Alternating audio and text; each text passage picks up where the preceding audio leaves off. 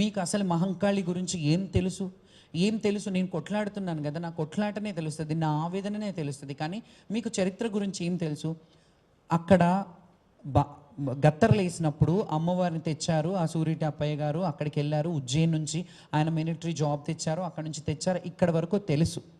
కానీ అక్కడ ఉజ్జయిన్లో శివశక్తి శక్తిపీఠం నుంచి వచ్చిన అమ్మవారు, అక్కడి నుంచి పెట్టిన అంశ ఇక్కడ పెట్టారు కదా, ఉపదేవత ఉంది కదా అక్కడ, మాణిక్యాలమ్మ దేవి అక్కడ ఇద్దరు సమేతంగా ఉన్నారు. కానీ మీకు తెలియని విషయం ఏంటంటే, అందరూ మహంకాళమ్మని చూసుకొని దర్శనం చేసుకొని వెళ్ళిపోతారు. మీకు తెలియనిది ఏంటంటే, మహంకాళి అమ్మవారికి డైరెక్ట్గా మాతంగేశ్వరి అనే దేవాలయం ఉంటుంది, అక్కడే బోనాలు ఇప్పుడు మనం తీసుకెళ్లే బోనాలన్నీ ఆ అమ్మవారికి ఆమె ఎవరో తెలుసా? మాతంగి ఎవరు? ఎవరు మాతంగి? ఎవరు? మాదిగల దేవత. అక్కడ ఎవరు పూజలు చేస్తారో తెలుసా మీకు? ఇప్పటికీ ఆ కమ్యూనిటీ వాళ్ళే అక్కడ పూజలు చేస్తారు. ఇప్పటికీ వాళ్ళ వతన్ అక్కడే ఉంది.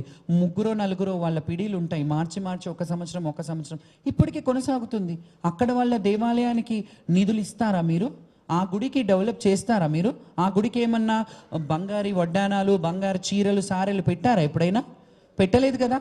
ఎందుకంటే మీరే అర్థం చేసుకోండి. ఇంకా నేను ఇప్పుడు అంటున్నానంటే అందరికీ కోపం వస్తుంది, కానీ అమ్మవారు ఉపదేవతలుగా, అమ్మవారు స్త్రీ శక్తి శక్తిపీఠం శక్తి రూపంగా ఎక్కడైతే ఉందో, ఈ అమ్మవారు ఉంటే మినిస్టర్ అంటే ఒక మంత్రిలాగా మాతంగేశ్వరి ముందుంటుంది. మాతంగి అంటే రాజశ్యామల దశమహావిద్యలో మళ్ళీ ఇక్కడ తిరిగి వస్తే కాళీ ఉపాసకులు ఎవరైతే ఉంటారో వాళ్ళకి దశమహావిద్యల గురించి తెలుస్తుంది.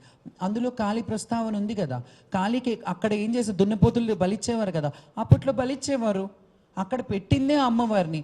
సరే, ఇప్పుడు మార్చేశారు. ఓకే, మీరు ఏం ఆలోచించి మాకు చదువు రాని వాళ్ళు అంటే మేం కాదు, మా పూర్వీకులు చదువు రాని వాళ్ళు, స్వాములు అయ్యగారులు ఏం చెప్తే అది విన్నారు, ఫైన్, అది కూడా యాక్సెప్ట్ చేస్తున్నాం కదా.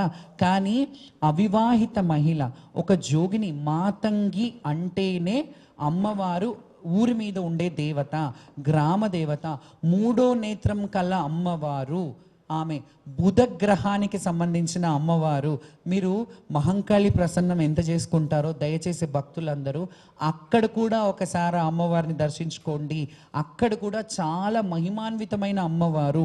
బుధగ్రహం అంటే మీ అందరికీ, నేను వేదాలు చదువుకున్న పండితులు కాదు, నాకు నా అమ్మవారి గురించి నేను లిటరేచర్ చేశాను కాబట్టి, మాతంగి గురించి లిటరేచర్ చేశాను కాబట్టి, ఒక జోగిని గురించి చేశాను కాబట్టి ఈ విషయం చెప్పగలుగుతున్నాను.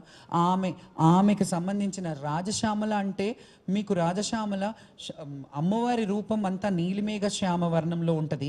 అమ్మవారు వీణ పట్టుకొని ఉంటుంది. వీణ మనకు సరస్వతి ఆకారంలోనే కనిపిస్తుంది.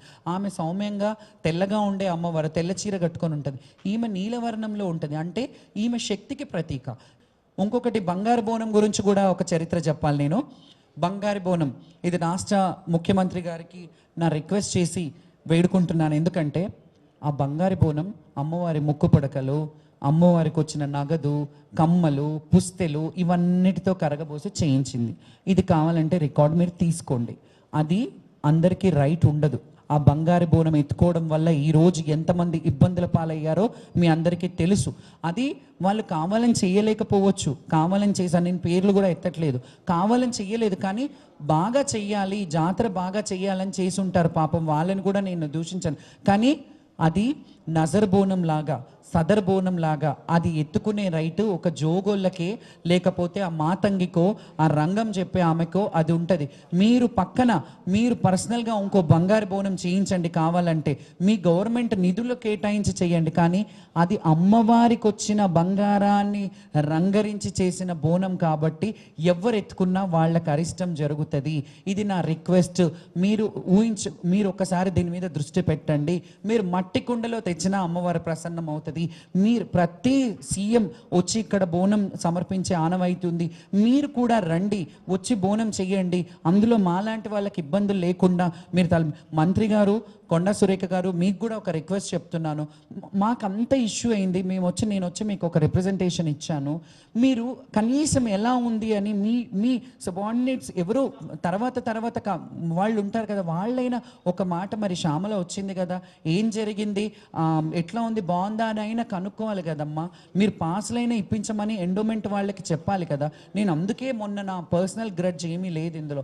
ఎండోమెంట్ నిర్వహించే బోనాల కార్యక్రమం ఎండోమెంట్ వాళ్ళే తీసుకొస్తారు కాబట్టి ఎండోమెంట్ వాళ్ళే దీన్ని సమీక్షించి దీంట్లో ఏం ప్రాబ్లమ్స్ ఉన్నాయో మా జోగినీలు కానీ శివశక్తులకు కానీ ఫెసిలిటీస్ ఏర్పాటు చేసి మీరు దగ్గరుండి చెయ్యండి.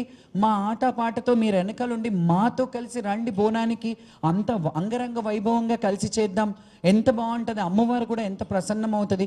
ఇంకొకటి మారుబోనం అనేది కూడా మహంకాళి జాతరకి చాలాసార్లు అమ్మవారు భవిష్యవాణిలో చెప్పినా దాన్ని కొంత రాజకీయంగా పరంగా చూసి వీళ్ళు వాళ్ళ మీదేసి వాళ్ళు వీళ్ళ మీదేసి ఆ బోనం కూడా సరిగ్గా నిర్వర్తించట్లేదు. నా దగ్గర 16 సంవత్సరాల పేపర్ కట్టింగ్స్ ఉన్నాయి.